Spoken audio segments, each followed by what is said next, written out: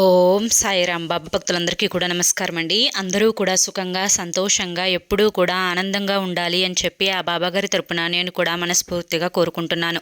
ఈరోజు బాబాగారు అందించే సందేశం ఏంటి అంటే కనుక, తల్లి ఇది నీ జీవితానికే చివరి మలుపు, వెంటనే నువ్వు తెలుసుకో, ఒక్క గంటలోనే అదృష్టం అనేది నీ గుమ్మంలో ఉంటుంది తల్లి అని చెప్పి ఏదో తెలియని సందేశంతో బాబాగారు మన ముందుకు వచ్చారండి. మరి బాబాగారు ఏ సందేశం అందించినా కూడా అది మన మంచి కోసమే, మన భవిష్యత్తు కోసమే, మనల్ని ఒక సక్రమమైన మార్గంలో నడిపించేదే అయి ఉంటుంది అని చెప్పి మనందరికీ కూడా తెలిసిన విషయమే కదా.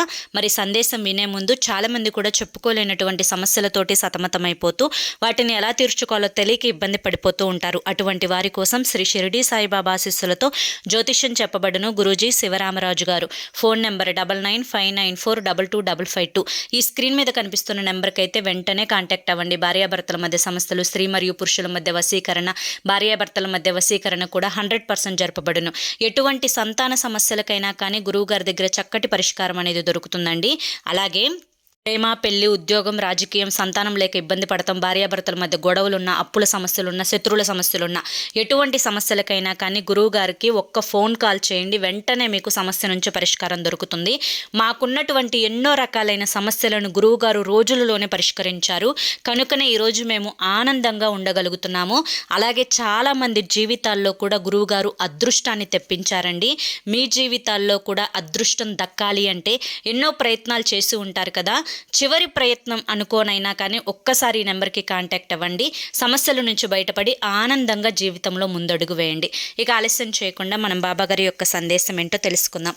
తల్లి, ఇది నీ జీవితానికి చివరి మలుపు అని చెప్పి నేను ఎందుకు అన్నాను అనేది, నేను నీకు అసలు ఈ సందేశాన్ని ఏమి ఉద్దేశించి చెప్పాలి అనేది మొత్తం కూడా నీకు అర్థం కావాలి అంటే నేను చెప్పే ఈ చిన్న కథని జాగ్రత్తగా విను. ఈ కథలోనే నీకు పూర్తిగా వివరంగా నీకు అర్థమయ్యే రీతిలో చక్కగా నీకు జ్ఞానోదయం అవుతుంది అని చెప్పి బాబాగారు మనకు ఒక చిన్న కథని వినిపించబోతున్నారు. ప్రతి వ్యక్తి కూడా నాకు అన్నీ తెలుసు, నాకు తెలియాల్సింది ఇంకా ఏమీ లేదు, నాకు నేనే గొప్ప అని చెప్పి కొంతమంది అనుకుంటూ ఉంటారు. అలాగే ఒక ఊరిలో సురేష్ అనే ఒక వ్యక్తి ఉన్నాడు. ఆ వ్యక్తి తాళాలు తీయడంలో ఎక్స్పర్ట్. తాళాలు అంటే ఇప్పుడు ఇంటికి వేసే తాళం చెవులు ఉంటాయి కదా, మనం ఎప్పుడైనా బయటికి వెళ్ళేటప్పుడు ఇంటికి తాళం వేసుకుంటాం కదా.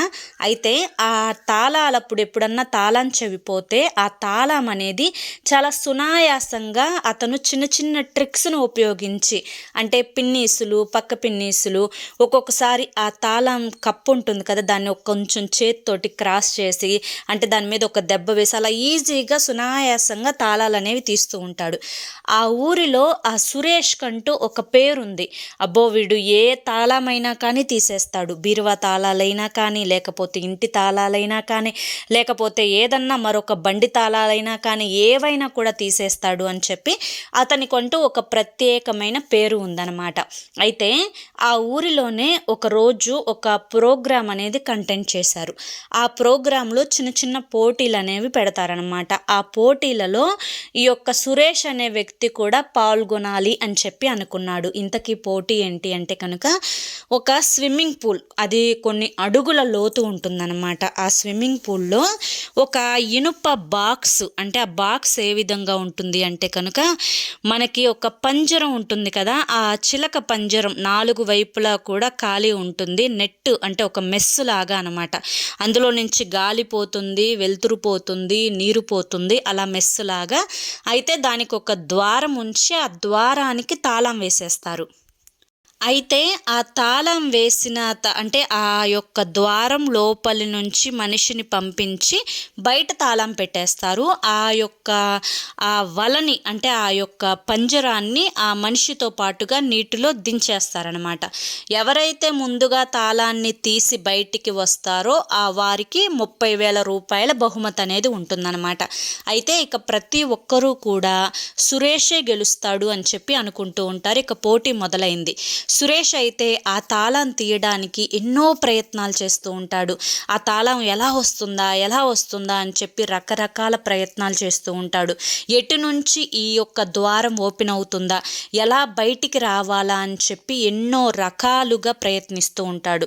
అలా 6-7 నిమిషాలు ప్రయత్నించిన తర్వాత ఒక బజర్ అనేది ఉంటుంది. నీటిలో ఊపిరాడినప్పుడు ఆ బజర్ని నొక్కితే ఆ బాక్స్తో సహా మనిషిని బయటికి లాగేస్తాము అని చెప్పి ముందుగానే ఆ పోటీలో చెప్తారనమాట. అయితే ఇంకా సురేష్కి ఊపిరాడక బజర్ని నొక్కేస్తాడు. ఆ బజర్ని నొక్కగానే వెంటనే ఆ బాక్స్తో సహా సురేష్ని కూడా బయటికి లాగేస్తారు. ప్రతి ఒక్కరూ కూడా తాళం తీశాడు అని చెప్పి సురేష్ని ఆశగా చూస్తూ ఉంటారనమాట. కానీ సురేష్ అయితే తాళం అనేది ఓపెన్ చేయలేకపోతాడనమాట. ఇక ఆ తాళాన్ని ఆ యొక్క అంటే ఆ పోటీ నిర్వహించినటువంటి నిర్వాహకులు ఎవరైతే ఉన్నారో ఆ నిర్వాహకులు ఆ తాళాన్ని తీస్తారు. ఇంతకీ విచిత్రం ఏంటి అంటే కనుక ఆ తాళం అనేది జస్ట్ అలా తగిలించి లైట్గా నొక్కి పెట్టుందంతే. అది పూర్తిగా లాక్ చేయలేదు. కానీ సురేష్ అది గమనించకుండా దాన్ని అంటే కొన్ని తాళాలు అనేవి సురేష్కి అప్పచెప్తే దాన్ని పట్టుకొని అందులో అన్ని రకాలైన తాళాలను ఇరికించి ఏ తాళంతో సెట్ అయితే ఆ తాళం అనేది ఊడిపోతుందా అని ఆలోచించాడే తప్ప ఆ తాళం అనేది తీసి ఉంది అని చెప్పి నిజానికి గ్రహించలేకపోయాడు. అలా గ్రహించలేకపోవడం వల్ల నాకు అన్నీ తెలుసు, నేను ఏ తాళాన్నైనా కానీ ఓపెన్ చేయగలను అనేటువంటి ఆత్మవిశ్వాసం తన మీద తనకే ఎక్కువగా ఉండటం వల్ల ఆ పోటీలో సురేష్ అనేవాడు ఓడిపోతాడనమాట. అయితే ఈ కథ ఇక్కడితో ముగుస్తుంది. ఈ కథ ద్వారా బాబాగారు చెప్పాలి అనుకుంటున్నటువంటి నీతి ఏంటి అంటే కనుక, తల్లి, ప్రతి వ్యక్తి కూడా జీవితంలో అన్నీ తెలుసు అని చెప్పి అనుకుంటారు. ఉదాహరణకి ఇప్పుడు నేను నీ గురించే చెప్తున్నాను. నువ్వు కూడా నాకు అన్నీ తెలుసు, నేనే చాలా తెలివైన దాన్ని, లేదా నేనే చాలా తెలివైన వాణ్ణి, నాకు తెలియనివంటూ ఏదీ లేదు, నేను ఎవరికి ఏ సమాధానం చెప్పాలో, ఎవరికి దూరంగా ఉండాలో, ఎవరిని ఎక్కడ ఎలా పెట్టాలో అన్నీ నాకు తెలుసు అని చెప్పి అనుకుంటూ ఉంటావు. నిజానికి ఈ భూమి మీద ఉన్నటువంటి సమస్త ప్రాణికోటిలో నువ్వు ఒకదానివి. అయితే నీకు అన్నీ తెలుసు అని అనుకుంటే అది నిజంగా అవివేకమే అవుతుంది. ఎప్పుడైనా కానీ మనిషికి తన మీద తనకి నమ్మకం ఉండొచ్చు, కానీ అతి నమ్మకం అనేది అనేక ప్రమాదాలకు దారితీస్తుంది. అయితే నీ జీవితానికి ఇప్పటి నుంచి చివరి మలుపు అని చెప్పి నేను ఎందుకు అన్నాను అంటే కనుక, నీ జీవితంలో నువ్వు తెలుసుకోవలసినటువంటి విషయాలు చాలానే ఉన్నాయి. కాకపోతే దీనికోసం నువ్వు ఆలోచన జ్ఞానాన్ని వాడుకోవాలి, సమయాన్ని ఉపయోగించాలి. ఒక వ్యక్తితోటి నువ్వు మాట్లాడేటప్పుడు ఏం మాట్లాడుతున్నాను, ఎలా మాట్లాడుతున్నాను, ఎందుకు మాట్లాడుతున్నాను అని చెప్పి సమయస్ఫూర్తిని ఉపయోగించుకోగలగాలి. నీ మీద నువ్వు జాగ్రత్తను వహించుకోగలగాలి. నీ యొక్క ఆరోగ్యాన్ని నువ్వు సమర్థవంతంగా చూసుకోగలగాలి. అంతేకాని అనవసరమైన విషయాలలో జోక్యం చేసుకొని నీకున్నటువంటి సమయాన్ని, నీకున్నటువంటి వృత్తిని నిర్లక్ష్యం చేసుకున్నావు అంటే కనుక నీ జీవితంలోకి వచ్చే అదృష్టాలను నువ్వు చేజేతులారా దూరంగా నెట్టివేసినట్లే అవుతుంది. కాబట్టి ఇప్పటికైనా నీ యొక్క సమయాన్ని ఉపయోగించుకోగలిగితే నా యొక్క గురుబలాన్ని నీకు అందించి నువ్వు జీవితంలో సాధించాలి అనుకున్నటువంటి లక్ష్యం ఏదైతే ఉందో ఆ లక్ష్యానికి నేను తోడుగా ఉండగలుగుతాను. కాబట్టి ఆ లక్ష్యం వైపు దృష్టి పెట్టి అనవసరమైనటువంటి ఆలోచనలు దూరంగా నెట్టేసి జీవితాన్ని ఒక కొత్త మార్గంలో ఎంచుకునే ప్రయత్నం చేయి.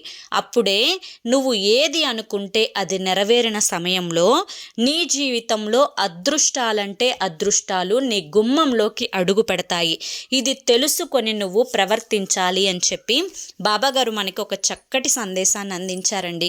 మరి ఈ సందేశాన్ని మనం అర్థం చేసుకోవాలే కానీ ఈ సందేశంలో ఎంతో గొప్ప ఆంతర్యం ఉంది. ఈ సందేశం మీ అందరికీ కూడా నచ్చింది, అర్థమైంది అని చెప్పి అనుకుంటున్నాను. నచ్చింది, అర్థమైంది అని చెప్పి అనిపిస్తే ఈ వీడియోకి ఒక లైక్ ఇవ్వండి. లైక్ ఇచ్చిన వెంటనే హైప్ అని వస్తుంది, హైప్ ఇవ్వండి. కింద కామెంట్ సెక్షన్లో ఓం సాయిరామ్ అని చెప్పి టైప్ చేయండి. మొదటిసారి మన ఛానల్లోకి వచ్చినట్లయితే మన ఛానల్ని సబ్స్క్రైబ్ చేసుకుని సపోర్ట్ చేయండి. రేపు మరొక మంచి వీడియోతోటి మళ్ళీ కలుసుకుందాం. అంతవరకు కూడా బాబాగారి యొక్క ఆశీస్సులు మీ మీద, మీ కుటుంబ సభ్యుల మీద ఎల్లకాలం ఉండాలి అని చెప్పి మనస్ఫూర్తిగా కోరుకుంటూ సర్వేజన సుఖినో భవంతు. ధన్యవాదములండి. ఓం సాయిరామ్.